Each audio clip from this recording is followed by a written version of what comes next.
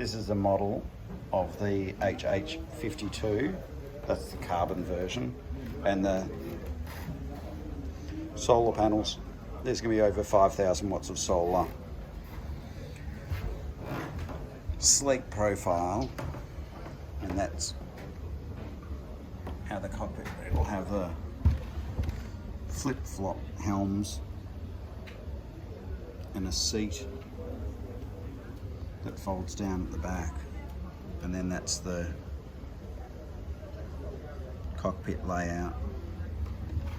And there's also a seat back here too, the aft end, so there's seating right round.